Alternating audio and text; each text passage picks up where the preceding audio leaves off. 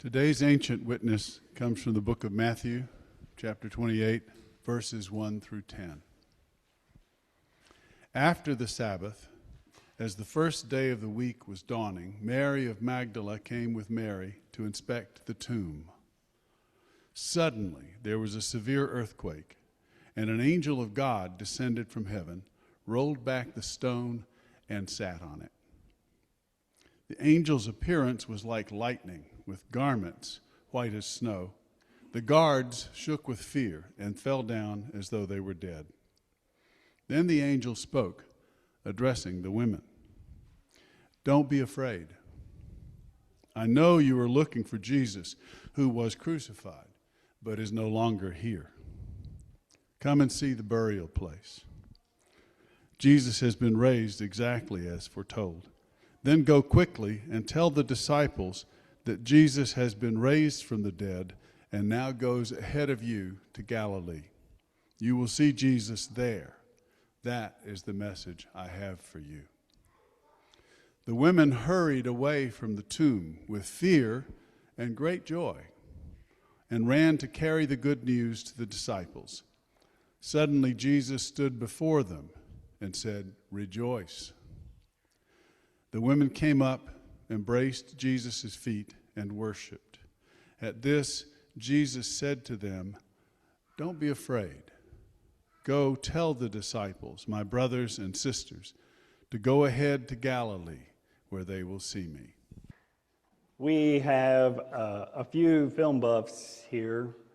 The movie Sinners is a fascinating tale about how the gift of music can bring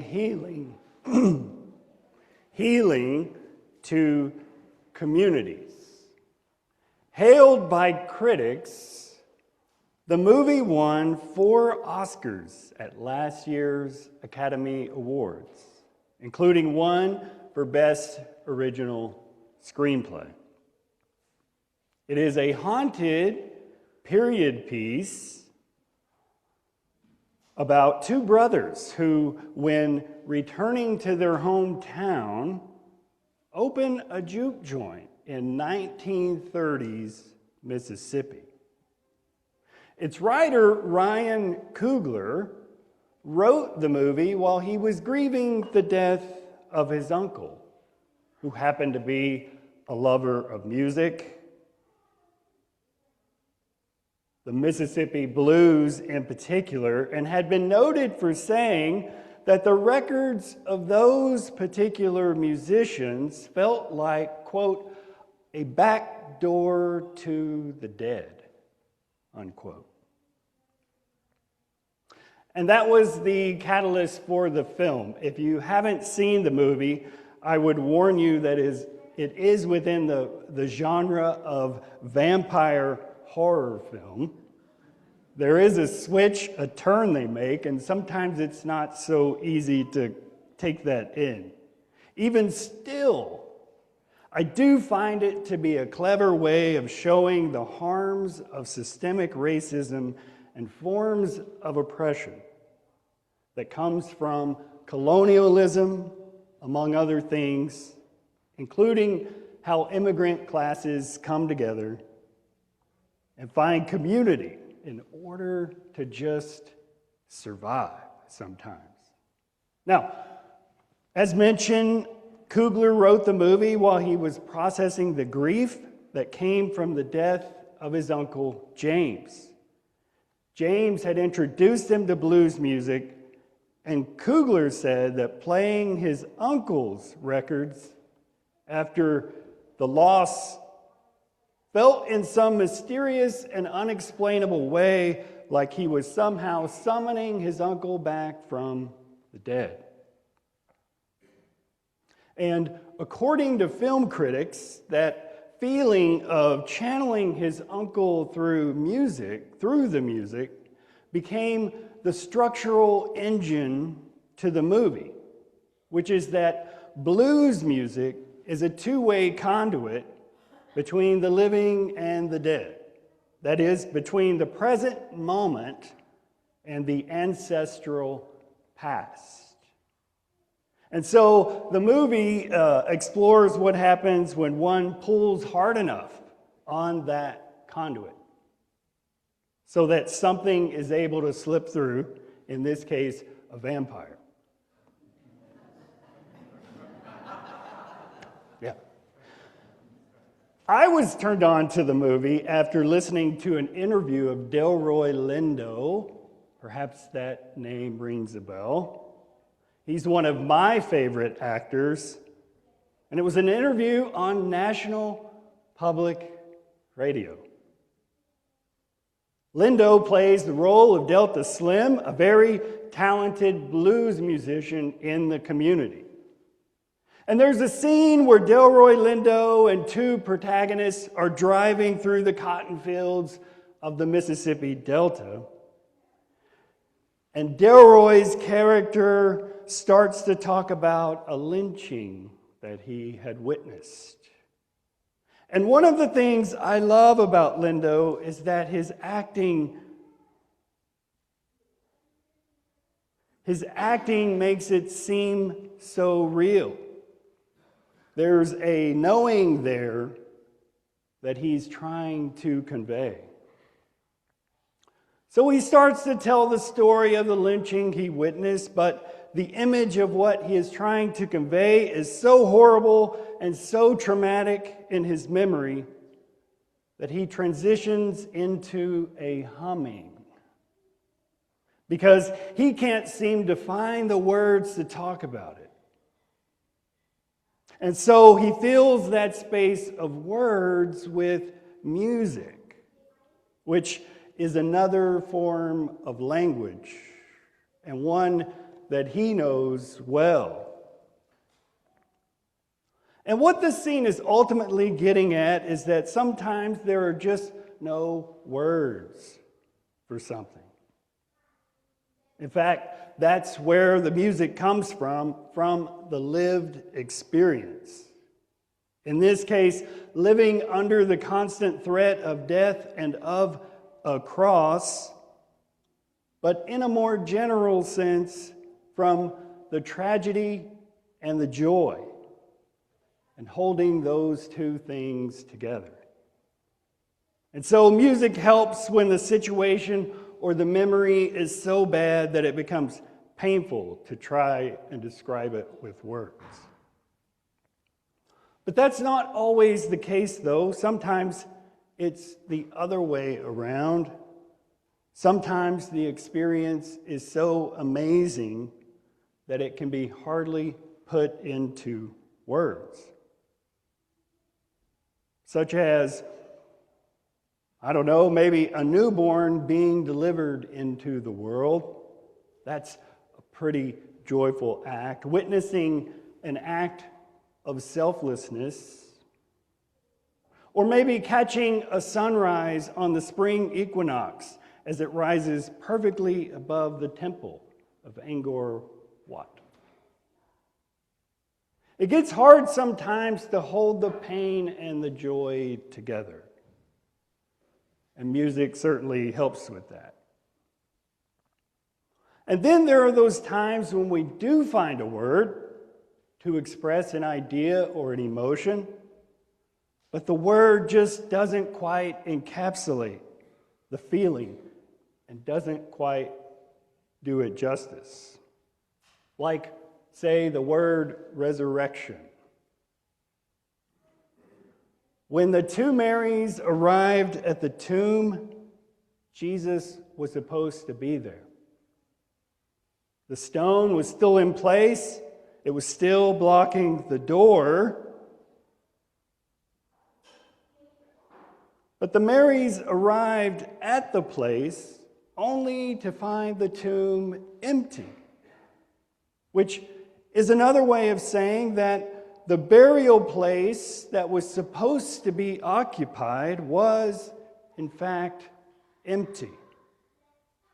That nobody and no body was in the tomb.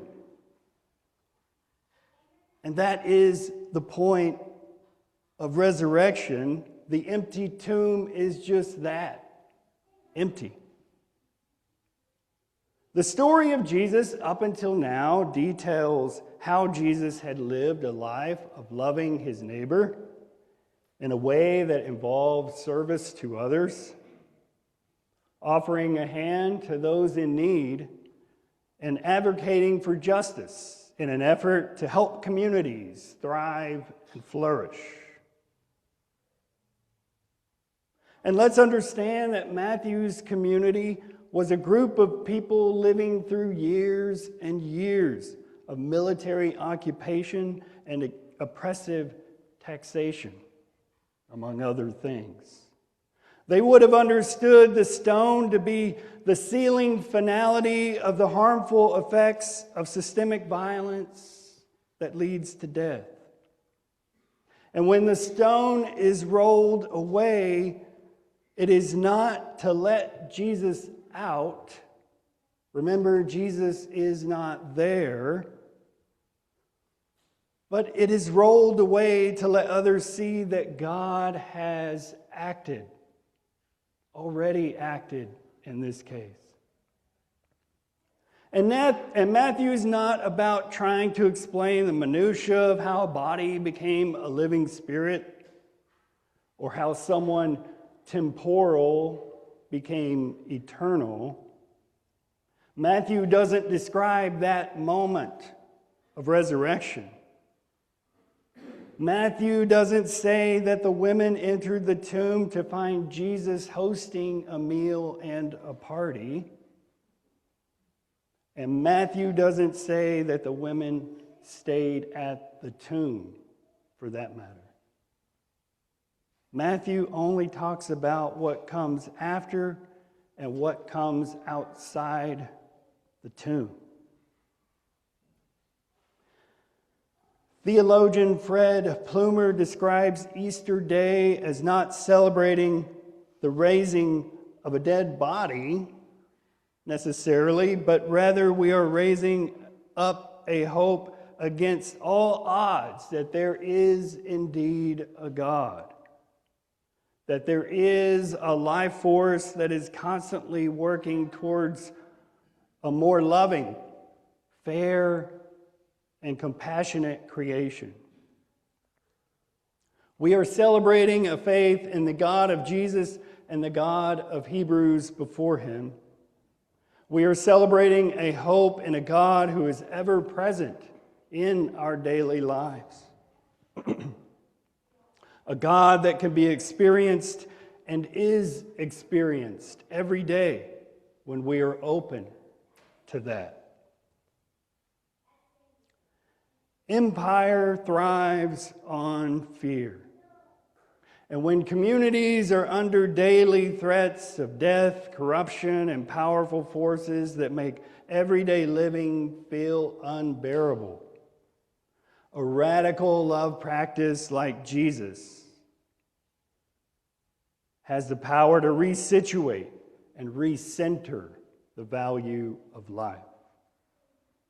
Empires and the powers that be are more fragile than they appear. And the story of Easter shows that they are indeed vulnerable to the stressors that come from movements of liberation, of freedom, and justice.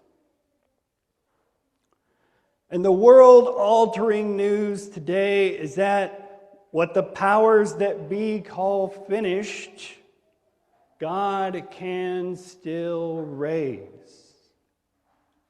My friends, the tomb is empty. Jesus isn't there standing still. The risen Christ is instead down the road. He's gone ahead to lead the way, and he's invited his disciples, his new family, to come along as a community with a love practice that is radical. And when we go ahead in the path of Jesus, when we have the audacity of loving our neighbor through service, compassion, helping those in need, and advocating for justice, we continue that work. And in doing so, the memory of the resurrection lives on. We engage in this radical love practice when we stand up against the things that deaden us while we are alive and the things that oppress life. The things that destroy, abuse, neglect, and take for granted the preciousness of life. The things that base the value of life on age or ability or wealth or consumption or production. All that encourages violence, prejudice, greed, and individualism. Those are the powers that disrupt the natural rhythms of life and hoard the resources God intended for a world to thrive and flourish. So we resurrect Christ each time we redefine what and who is valuable and why. We resurrect Christ each time we rearrange norms and systems until they encourage the flourishing of life. We resurrect Christ each time we say no to invitations of belonging that depend on our turning on those more vulnerable or strange than us. And the power of Christ's resurrection ensures that forces of empire, all that condemns and crucifies life and love in all its forms, does not have the power to stop Christ from rising again and again through us and all the earth's inhabitants. There we will find our greatest joy and our greatest expression of celebration in the work we're called to do. Lives that are true to the vision of God's new reign of love and justice. Giving food to the hungry, welcoming the stranger, and caring for the sick. Tending to God's people in the hopes of bringing healing to communities. And that, my friends, is worth giving our lives for. Amen.